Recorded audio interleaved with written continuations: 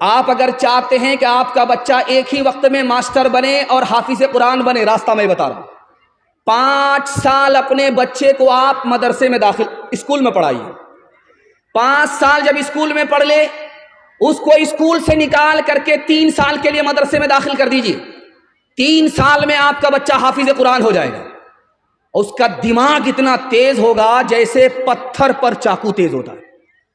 یہ 3 سال کا جو گیپ ہوا ہے، آپ اس کو ٹیوشن کرائیے، گارنٹی ہے یہ بچہ سب سے آگے نکل جائے گا اور سارے بچے کو یہ پیچھے چھوڑ دے گا۔ جانتے ہیں کیوں؟ جس کے لیے قرآن آسان، اس کے لیے دنیا کی کوئی کتاب مشکل ہو نہیں سکتی۔ ہمارا جوان 1 سال میں 10 سال کے برابر کیسے ترقی کرے گا، راز بتا رہا ہوں۔ سننے کے لیے تیار ہے جوان لوگ؟ ہاتھ اٹھا دیجیے انشاءاللہ۔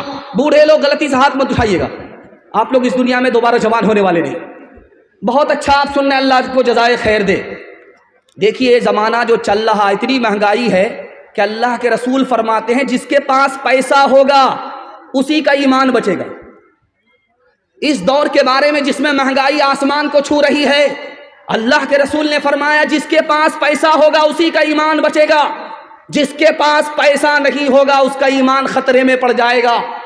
امام حسن بصری کہتے ہیں کہ یہ پیسہ ڈھال ہے، اس کو بچا کر کے رکھو اگر ایمان بچانا ہے۔ کتا خریدنے میں پیسہ برباد مت کرو، شادی میں پیسہ برباد مت کرو، ورنہ کمر ٹوٹ جائے گی، سیدھے کھڑے نہیں رہ پاؤ گے، قدم قدم پر تمہاری ذلت کی منہ کی کھانی پڑے گی۔ سلیمان علیہ السلام نے نوجوانوں سے کہا رات میں ٹارچ لو اور زمین پر ٹارچ مار کر کے دیکھو چوٹی چلتی رہتی ہے، دن کے اندر دیکھو چھوٹی سی مخلوق چوٹی ہے چلتی رہتی ہے۔ کیوں؟ اسے معلوم ہے بارش کے زمانے میں مجھے باہر نہیں نکلنا پڑے گا، اسے معلوم ہے کہ سردی کے زمانے میں مجھے باہر نہیں نکلنا پڑے گا۔ وہ کمزور مخلوق رات دن ایک کر کے محنت کر رہی ہے، روزی اکٹھا کر رہی ہے۔ چوٹی سے ہمیں سبق لینا چاہیے، اگر کل زندہ رہنا ہے تو چوٹی کی طرح آج محنت کرنی پڑے۔ ایک آخری بات بتا رہا ہوں، ایک جوان آیا مسجد میں دعا کر رہا ہے، میرے مالک چھپر پھاڑ کر کے دے دو، لوٹ کر کے لائیں کوٹ کر کے کھائیں۔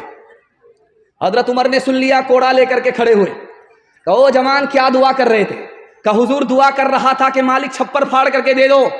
کہا آسمان سے سونا نہیں برستا، آسمان سے چاندی نہیں برستی، جوان صرف دعا کرنے سے تمہیں کچھ نہیں ملے گا، بلکہ محنت مزدوری کے لیے دعا کے بعد مسجد سے تمہیں باہر نکلنا پڑے گا۔